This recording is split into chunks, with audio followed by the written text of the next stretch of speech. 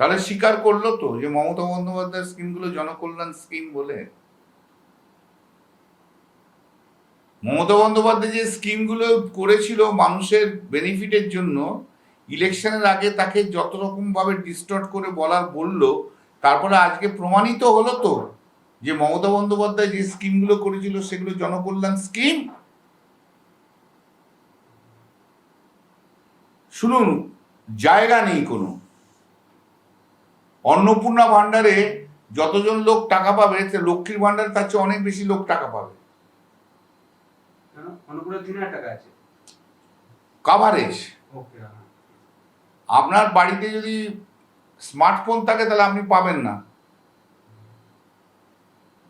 আপনার বাড়িতে যদি টিভি থাকে, ফ্রিজ থাকে, আপনি পাবেন না। মোটরসাইকেল থাকলে আপনি পাবেন না। পিএমসিতেও তাই। কিন্তু মমতা বন্দ্যোপাধ্যায়ের স্কিমে কন্যাশ্রী বলুন, লক্ষ্মীশ্রী বলুন, লক্ষ্মীর ভান্ডার বলুন, বা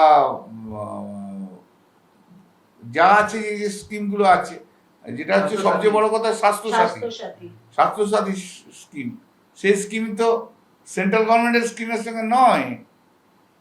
কাভারেজ অফ দি পিপল, সংখ্যাটা তো এইখানে। এই বেনিফিটটা কমিয়ে দিলে তো 6 মাসের মধ্যে বিদ্রোহ হয়ে যাবে পশ্চিমবঙ্গে। ওরা বাধ্য হয়েছে। 2000 সালে কলকাতা হাইকোর্ট, আমি তখন সেন্ট্রাল গভর্নমেন্টের লয়ার ছিলাম, 2000 সালে চিফ জাস্টিস, কলকাতা হাইকোর্টের চিফ জাস্টিস বলেছিল 2 বছরের মধ্যে ফেন্সিং করতে হবে সেন্ট্রাল গভর্নমেন্টকে। 2000 সাল থেকে 2026 বছর ওরা কোর্টের অর্ডার ফলো করে না। ফেন্সিং এ তো কোনো আপত্তি নেই, করুক না। রাজ্য জমি দেবে কি আছে? তুমি নিজে করো না। যে বর্ডার এরিয়া, সেই বর্ডার এরিয়া কখনো রাজ্যের জমি হয় না। বর্ডার এরিয়ার 6-7 কিলোমিটার আগে রাজ্যের ক্ষমতাটা হারিয়ে যায়। ওইটা সেন্ট্রাল গভর্নমেন্টের হয় বর্ডার এরিয়া। যেমন সমুদ্রে 8 নিউমিট কি বলে ওটা, নটিক্যাল মাইল, 7-8 নটিক্যাল মাইল পর্যন্ত রাজ্য সরকারের জুরিসডিকশন। 7-8 নটিক্যাল মাইলের পর সেন্ট্রালের jurisdiction up to the international border. International border কখনো কোনো স্টেটের জুরিসডিকশন হয় না। এটা সবসময় সেন্ট্রালের জুরিসডিকশন থাকে, ইন্টারন্যাশনাল বর্ডার। এসব নাটকের কথাবার্তা বলে তো ভোটটা নিয়ে গেছে। আরে জমি তো ওদেরই, দেবে আবার কি? আমি তো এই কথাটাই বোঝাতে পারছি না। এটা সরকারের জমি নয়, জমিটা হচ্ছে সেন্ট্রাল গভর্নমেন্টের জমি। বর্ডার লাইনে কখনো কোনো বর্ডারে জমি রাজ্য সরকারের হতে পারে না।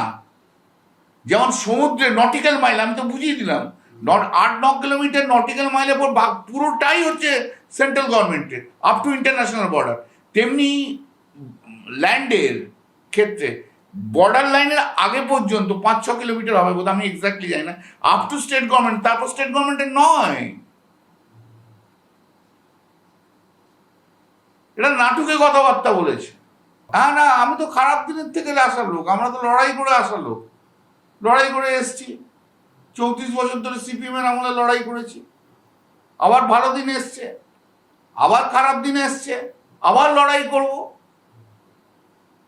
আবার পরিবর্তন আমরাই করব মমতা বন্দ্যোপাধ্যায়ের নেতৃত্বে। মমতা বন্দ্যোপাধ্যায় দুটো ইতিহাস, একটা ইতিহাস তৈরি করেছে আর একটা ইতিহাস তৈরি করবে। বিজেপিকে সরিয়ে দিদি তো কাউকে বলেনি, দিদি একটা অনুরোধ করেছে, অ্যাপিল করেছে। সেই অ্যাপিলটা তাদের যদি অন্যভাবে চোখে দেখে দেখবেন। কেড়েই যেন ওদের একটা উল্টোপাল্টা লোক সব উল্টোপাল্টা সব কথা বলেছে। তো আমরাও তো যদি বলি, আমরা তো বলছি না এখন, আমরাও তো বলতে পারি খুনি ধর্ষণকারী সিপিএমের সঙ্গে কেন যাব।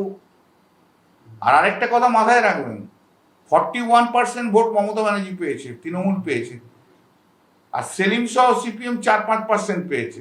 অর্থাৎ মমতা ব্যানার্জি হচ্ছে opposition to the BJP, not the CPM. এবং সিপিএম এর সঙ্গে বিজেপির একটা আঁতাত আছে, আমরা জানি এটা আঁতাত আছে। আইএসএফ এর সঙ্গে আঁতাত আছে বিজেপি, বিজেপির বি টিম হচ্ছে আইএসএফ এবং সিপিএম, পুরো টাকাটাই বিজেপি থেকে দিয়েছে, ওরা ইলেকশন করেছে।